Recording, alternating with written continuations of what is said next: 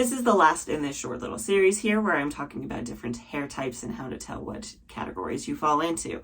This particular video, I will be talking about the appearance of our hair, curl patterns, things like that. Now, part of the reason I wanted to make this a video all on its own is because I have gained some new information myself pretty recently, and I'm going to make some changes to my channel going forward due to that. So I wanted to share this information with you, share my thought process with you on that, and hopefully you will be understanding of that.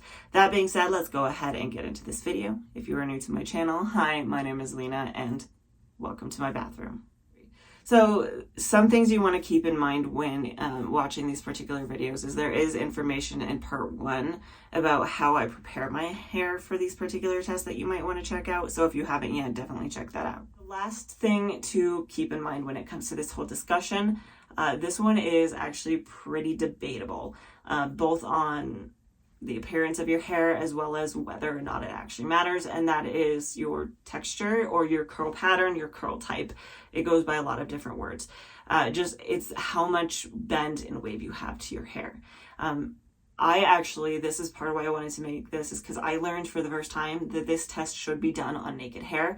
I always assumed that you wanted to do it with your hair styled because it's going to show your hair to the best of its ability, but I'm going to run through this. So types of hair. We have type 1 hair, which is straight hair, type 2 hair, which is wavy hair, type 3 hair, which is curly hair, type 4 hair, which is coily. Each one of those has kind of subcategories and just is how much actual bend or tightness there is to each strand. So 2A would be just a very slight bend to your strands.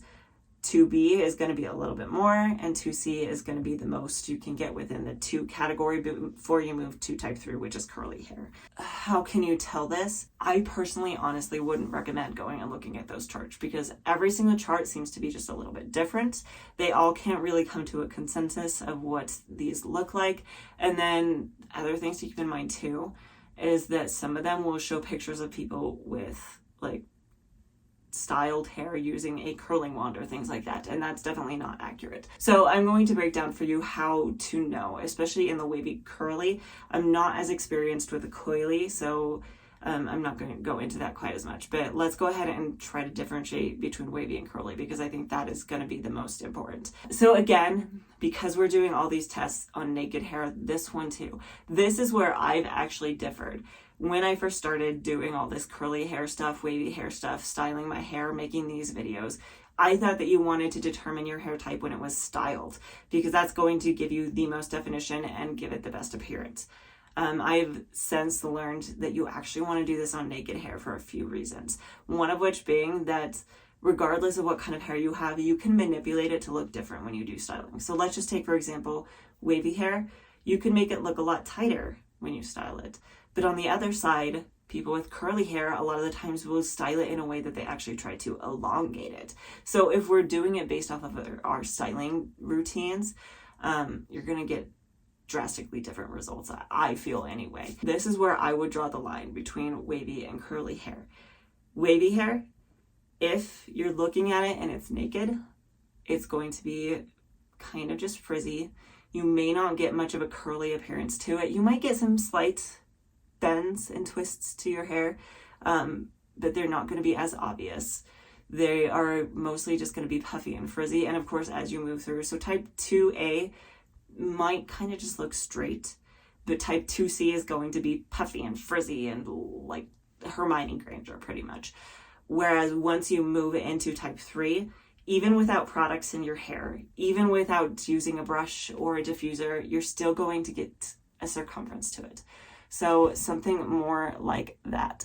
You're actually getting a circumference, and not only that, but another thing that's going to differentiate wavy and curly hair is, does it go all the way up to the root? When you're not styling it, when you're not touching it, you've just scrunched it and let it dry, are you getting definition evenly throughout the strand? If you are not, it probably falls in the wavy side. If you're getting it from the root to the tip, you're more likely to have curly hair. Now, the defining line between curly and coily, I'm not as familiar with. From my experience, coily hair is really, it still curls, but they're so tiny that they're kind of look like little springs. And it just has to do with how tight those are. So from a distance, you may not necessarily be able to see those twists to the hair, whereas curly hair, you can typically still see those twists and bends to it, even from a little bit away.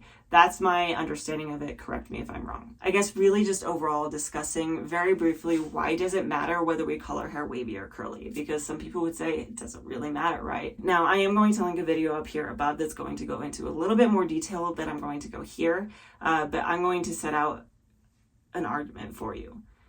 I think it's important to correctly classify your hair type because there are different things that are going to change based off of your curl pattern.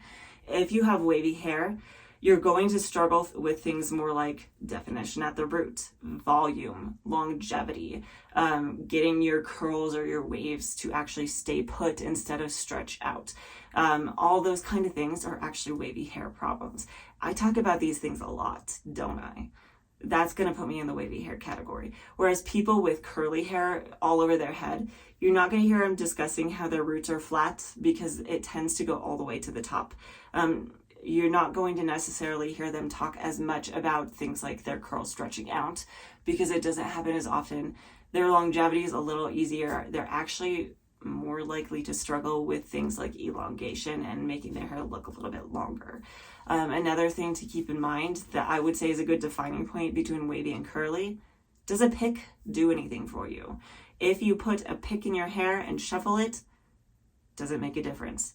Because curly hair is curling all the way to the root, it's going to help give you more volume. If you have wavy hair, even if you're getting a good amount of bend to it once you style it, it's still probably not going to give you a ton of volume by using a hair pick.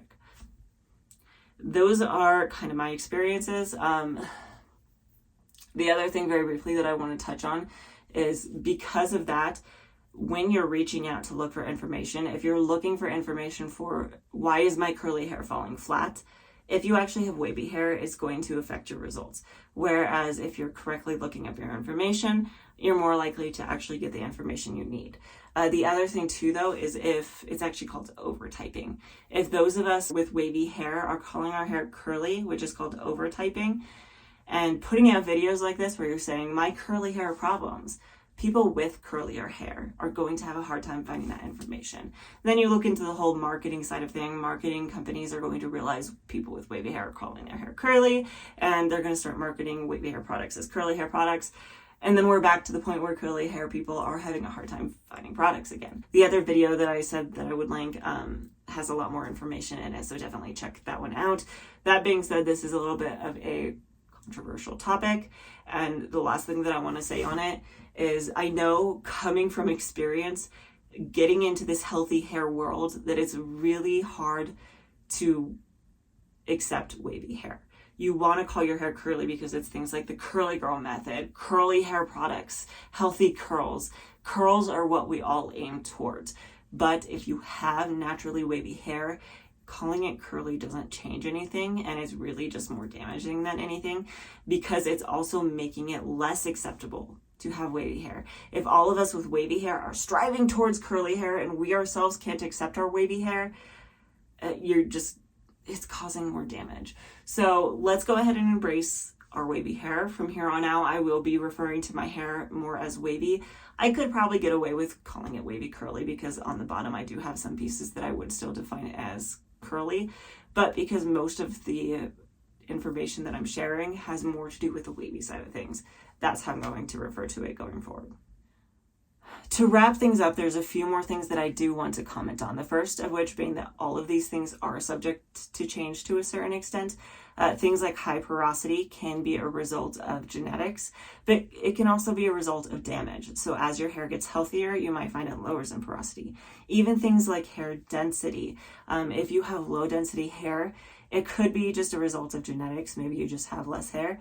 Or it could be a result of some sort of health condition. Things like hypothyroidism or anemia can be things that lead to lower density hair. And even things like your texture, the pattern that your hair takes. Is it wavy? Is it curly? Is it coily? It can change throughout your life based off of your hormones.